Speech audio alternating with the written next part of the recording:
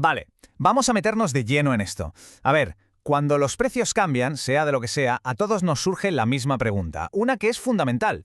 Esa es la gran pregunta, claro, porque a ver, es muy fácil decir que el consumo va a bajar, eso es de cajón. Pero la clave, el quid de la cuestión, está en saber cuánto exactamente.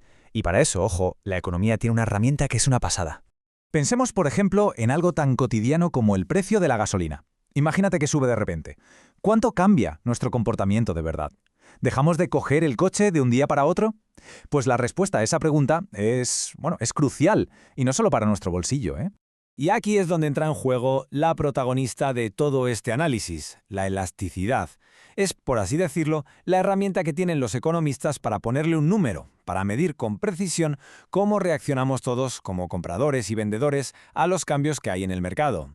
En el fondo no es más que un simple número que nos dice cómo de sensibles somos a una variación en el precio de algo. O sea, reaccionamos un montón o más bien poco. Pues justo eso es lo que nos chiva la elasticidad. A grandes rasgos, podemos dividir el mundo en dos. Por un lado tenemos la demanda que llamamos elástica, que es como un muelle muy sensible. Tocas un poquito el precio y ¡zas!, la cantidad que compramos se dispara o se hunde. Y por otro está la inelástica, que es más bien como una roca. Aunque el precio suba o baje, nuestra forma de comprar apenas se inmuta, casi ni se mueve. Vale, pero ¿por qué? O sea, ¿por qué algunos productos son elásticos y otros no? Esto no es porque sí, no es al azar. Resulta que hay unas reglas, unos factores bastante claros, que determinan lo sensibles que somos a los cambios de precio.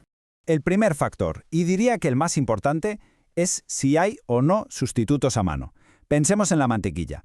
Si sube de precio, pues mira, es facilísimo pasarse a la margarina o a cualquier otro aceite. Por eso su demanda es elástica. Pero, ¿y con los huevos? Ahí la cosa se complica. No hay un sustituto tan claro, ¿a que no? Y por eso mismo, su demanda es mucho más inelástica. Vamos con el segundo factor. Si algo es una necesidad o más bien un lujo. A ver, si sube el precio de ir al médico, la gente no va a dejar de ir así como así. Es que es una necesidad, no hay más. Pero por otro lado, si sube el precio de los veleros, pues la cantidad que se vende cae en picado, vamos. Es un lujo puro y duro. Tercer factor. Este es interesante. Depende de cómo de específico sea el mercado del que hablamos. Por ejemplo, la comida, en general, pues tiene una demanda súper inelástica. Es que no hay sustitutos para comer, punto.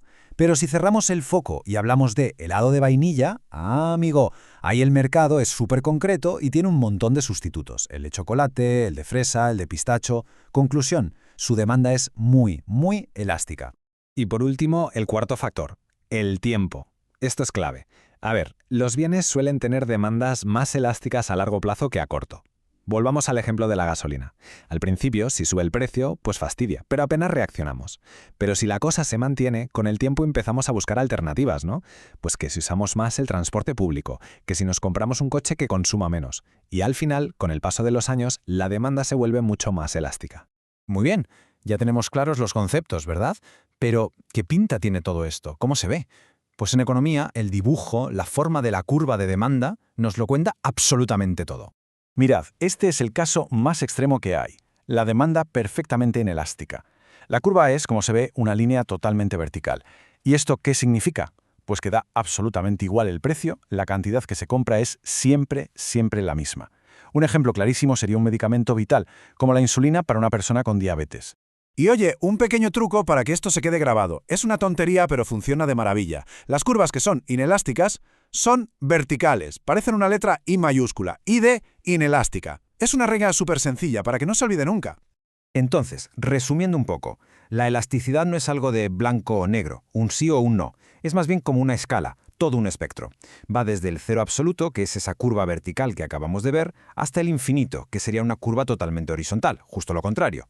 Y claro, en medio de esos dos extremos están los casos más comunes que nos encontramos en el día a día, la inelástica, la unitaria y la elástica, que son las que definen cómo de sensible es la demanda de la mayoría de los productos.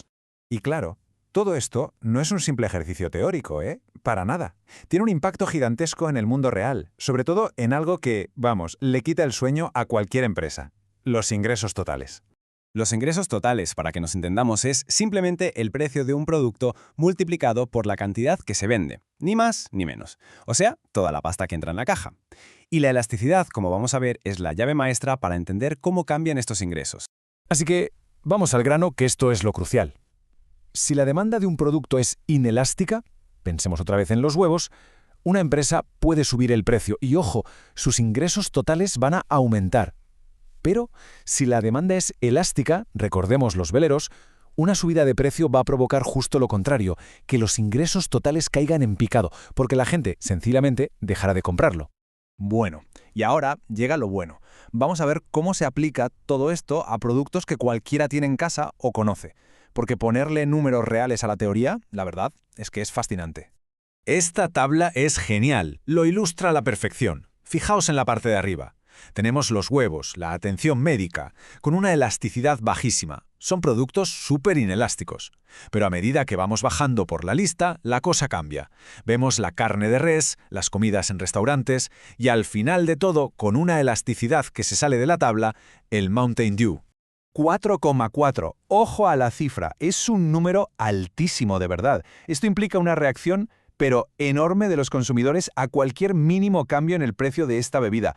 A ver, ¿qué significa exactamente ese 4,4? Pues significa que si el precio del Mountain Dew subiera, pongamos, un 10%, la cantidad que se vende podría desplomarse más de un 40%. Una barbaridad. ¿Y por qué pasa esto?